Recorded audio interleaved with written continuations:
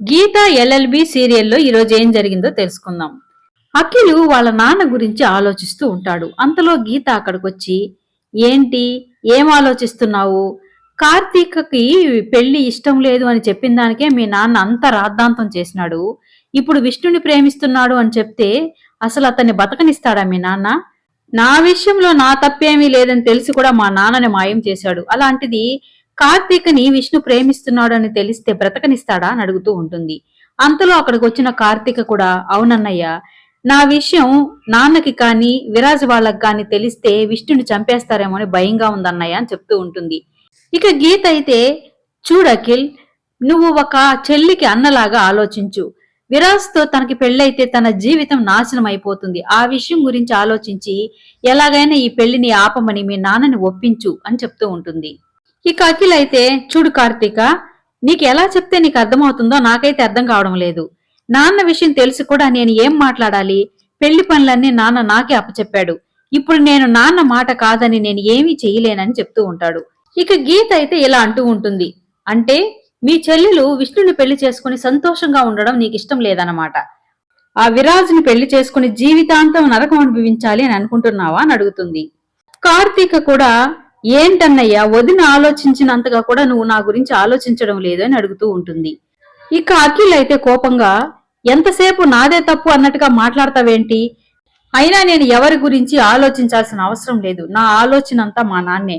మా నాన్న అంటే నాకు ప్రాణం. మా నాన్న ఏం చెప్పినా నేను కాదనలేను. అయినా ఎంతసేపు నన్ను కన్విన్స్ చేయడానికి చూస్తావే? నువ్వే వెళ్ళి మా నాన్నతో చెప్పొచ్చు కదా అని గీతతో అంటాడు. నేను చెప్పడం కంటే నువ్వు చెప్తేనే మీ నాన్న మాట వింటారు అని గీత అనడంతో, ఏమో ఎవరికి తెలుసు, నువ్వు చెప్పడం కన్నా నేను చెప్పడం కన్నా ఆ విష్ణు వాళ్ళ అమ్మా నాన్న వచ్చి మాట్లాడితే ఇంకా బాగుంటుంది కదా, ఏమో వాళ్ళ మాటలతో కన్విన్స్ చెయ్యొచ్చేమో కదా అని అంటాడు. ఇక ఆ మాటకి గీత అయితే ఇలా అంటూ ఉంటుంది, ఇప్పుడు నువ్వు కరెక్ట్ గా మాట్లాడావు, ఒక అన్నలాగా మాట్లాడావు. ఆలస్యం చేయకుండా ఇప్పుడే మనం విష్ణు వాళ్ళ ఇంటికి వెళ్లి వాళ్ళ అమ్మా నాన్నతో మాట్లాడతాం పదా అని అఖిల్ని తీసుకుని కారులో బయలుదేరుతుంది. గీత అఖిల్లు విష్ణు వాళ్ళ ఇంటికి వెళ్లి అక్కడ నిలబడి, ఇదేనా విష్ణు వాళ్ళిల్లు అని మాట్లాడుకుంటూ ఉంటే అంతలో లోపల నుంచి విష్ణు బయటకు వస్తాడు. ఇప్పుడే కార్తీక నాకు ఫోన్ చేసి చెప్పింది మీరు వస్తున్నారు అని, రండి లోపలికి వెళ్దామని తీసుకెళ్తాడు. ఇక లోపలికి వెళ్ళిన తర్వాత వాళ్ళ అమ్మ నాన్నకి గీతని అఖిల్ని పరిచయం చేస్తాడు. వీళ్ళు కార్తీక వాళ్ళ అన్న వదిన అని చెప్పడంతో ఇక వాళ్ళ నాన్న అయితే కూర్చోండి అని చెప్పి కూర్చొని పెట్టి మాట్లాడుతూ ఉంటాడు.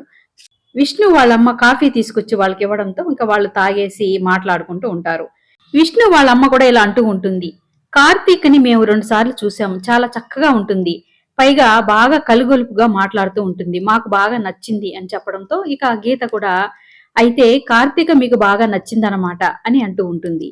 ఇక వాళ్ళ నాన్న అయితే, అవును, ఈ రోజుల్లో పిల్లలు పెళ్లి విషయంలో మన మాట వినట్లేదు కదా, వాళ్ళ ఇష్ట ప్రకారం చేయడం కంటే చేయగలిగింది ఏముంది అని అంటూ, ఇంతకీ మీ నాన్నగారు ఏం చేస్తుంటారో చెప్పలేదే అని విష్ణు వాళ్ళ నాన్న అడగడంతో ఇక అఖిల్ అయితే, మా నాన్న ఈ సిటీలోనే పేరు పొందిన క్రిమినల్ లాయరు, పేరు మహారథి అని చెప్పడంతో ఇక విష్ణు వాళ్ళ నాన్న ముఖంలో రంగులు మారిపోతాయి.